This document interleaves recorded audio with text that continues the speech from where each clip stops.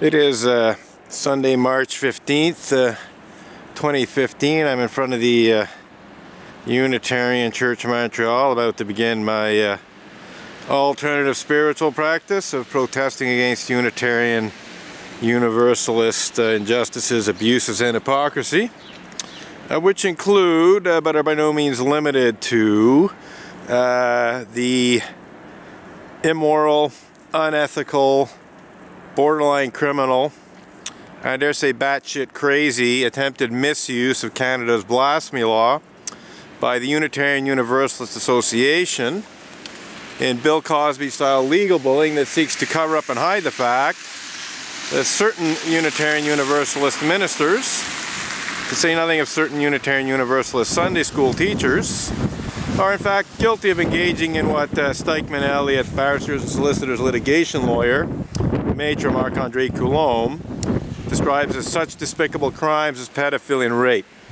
Just going to go get my picket sign that got blown away. As we can see, it's blowing snow this morning, so I'm going to go pick up my picket sign and just start circulating back and forth as protesters are required to do.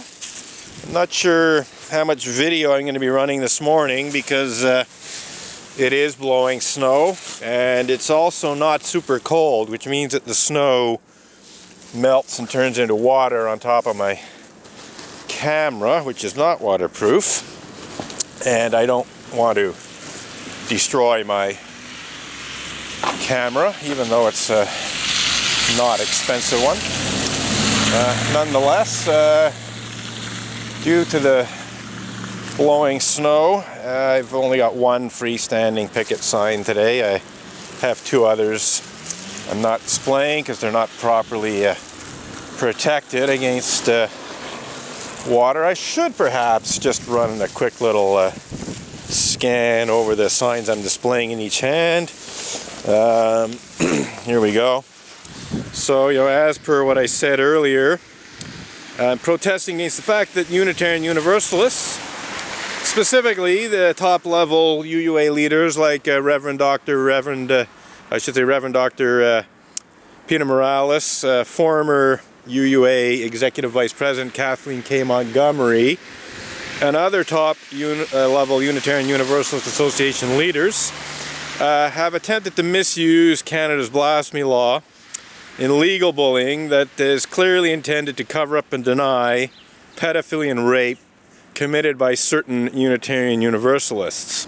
They have yet to name the certain Unitarian Universalist ministers who they claim that I have somehow made unfounded and vicious allegations about, in spite of repeated demands on my part that they identify exactly which the Emerson Avenger blog posts they're talking about, when they accuse me of making unfounded and vicious allegations to the effect that ministers of the association engage in such despicable crimes as pedophilia and rape, and then go on to say that these allegedly unfounded and vicious allegations, which they have never clearly identified exactly what they're talking about, are defamatory, and in fact so defamatory that they constitute the archaic criminal act of blasphemous libel, which hasn't been prosecuted in Canada since the mid-1930s. Most ironically, I am in very good company in terms of people who've been accused of blasphemous libel. In the mid or early 70s, I think it was 71, the last time that anyone was actually charged with blasphemous libel, although not prosecuted because the charges were dropped soon after they were made, a theater owner or cinema owner in Ontario, I believe in the Sault Ste. Marie region of Ontario, was charged with blasphemous libel for showing Monty Python's The Life of Brian in his cinema. So I think that's a very, very nice thing to be associated with, this last attempt to have someone prosecuted for blasphemous libel in Canada was made by an Anglican priest, as I understand it, who had this cinema owner charged with the criminal act of blasphemous libel for doing nothing more than showing Monty Python's Life of Brian in his cinema in Ontario. So, one of my favorite Monty Python songs is Always Look on the Bright Side of Life, which is actually from that movie. I'm very happy to be associated with the Windsor or Sault Ste. Marie area cinema owner who was accused of the criminal act of blasphemous libel for showing the movie that contains one of my favorite Monty Python songs. We got snow-covered corner of the Unitarian Church of Montreal. Very symbolic, I think. There is this term snow job, where you try to cover up and hide something with a gigantic pile of bullshit.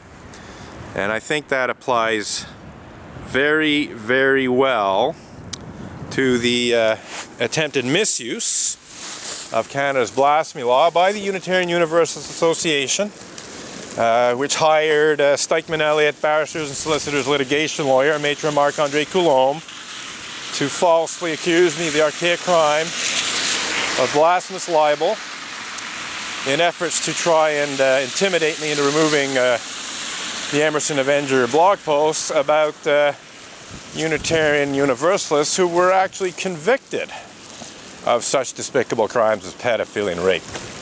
When I received this, quite arrogant and aggressive cease and desist demand letter, which actually contained some other quite ludicrous accusations, this was the most serious and most ludicrous one in my view.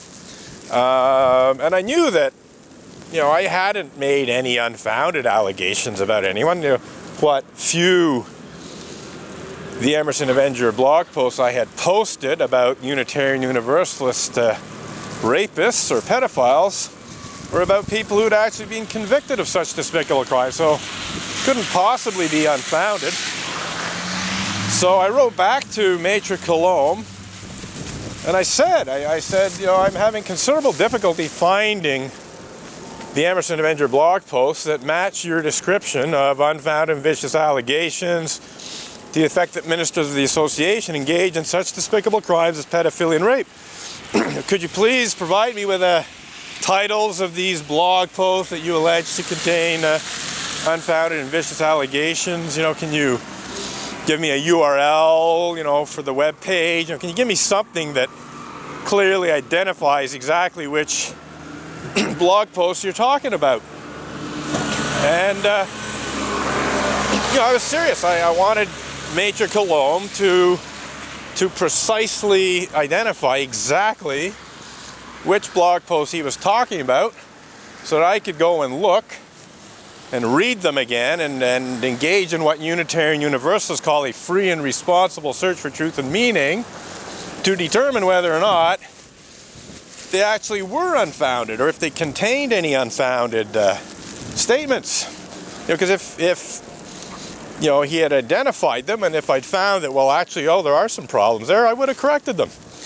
But Maitre Coulombe, in response to my reasonable request that he provide titles for the blog post that he alleged to contain unfounded vicious allegations, or the URL, or something, give me a date, give me anything to help me find these blog posts that you allege to contain unfounded and vicious allegations about Unitarian Universalist ministers. I'll go and read them and I'll decide what to do, how to govern myself accordingly, as it were. Maitre Coulombe responded with another arrogant and aggressive letter in which he said that my claims not to be able to find the blog posts that contained, unfounded and vicious allegations about Unitarian Universalist ministers were not credible.